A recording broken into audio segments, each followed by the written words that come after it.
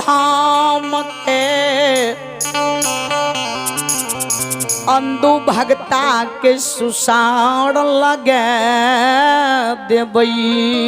देवैया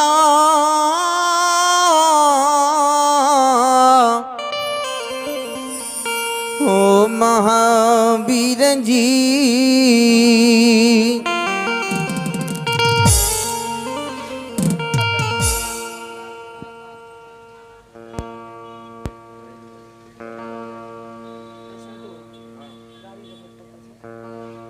संत शिरोमणि श्रोता भगवान धर्मराज बाबा के लिखिन चलू एता से इस समय में अंधु भक्ता मोकमापुर में धाम लगा के सबके फिरियाद ला रहल है। चलू एता से लागल धाम के सुसार लगा दबे और सुसार लगा के अंधु भक्ता की गहवर में छुपा दबे अबला ओता से घुड़ के चल श्रोता भगवान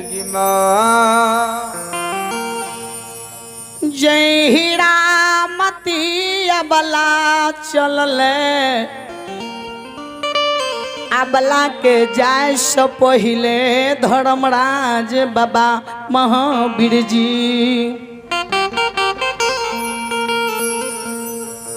आए उरले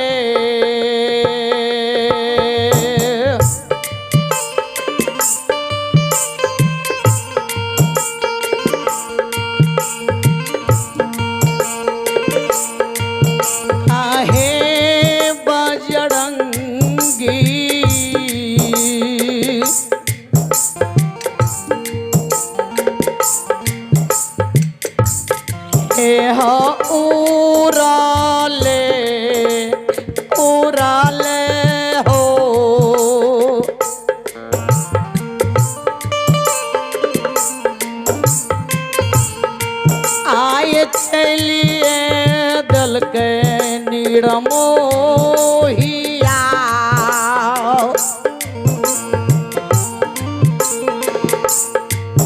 एहो चल दिल के मोह कमाए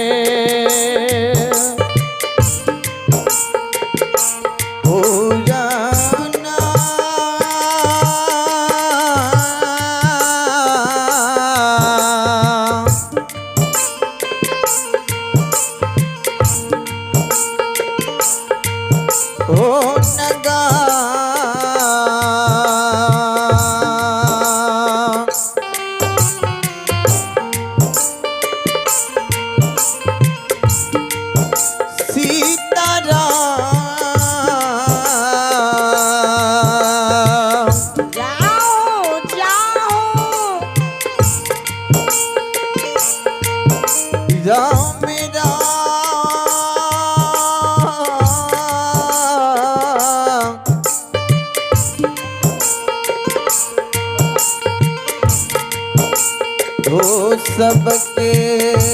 दाता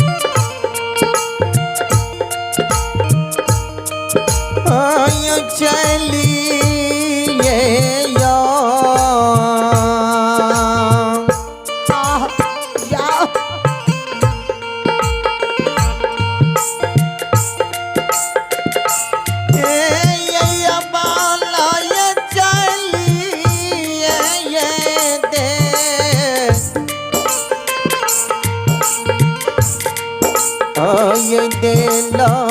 कई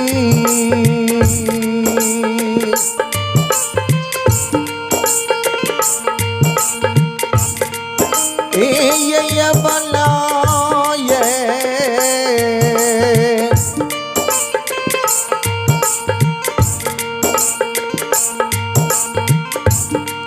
ये भागाली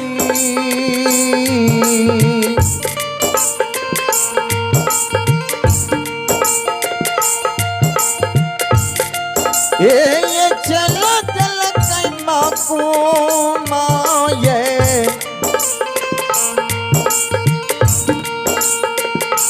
पुराना नागा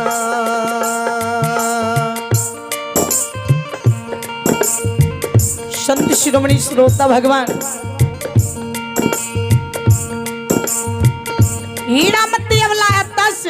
मोकमापुर के बाद धर छे धर्मराज बाबा पहले ओता दुआर पर जुमै छी यता उड़ले उड़ले जुमले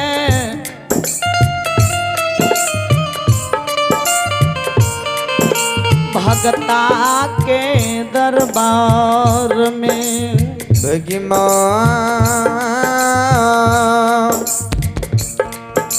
धर्मराज बाबा जब होता जुमे छे अंदू बाबा उस समय में सब दुखिया के फिरियाद ले रहे धाम लगेने या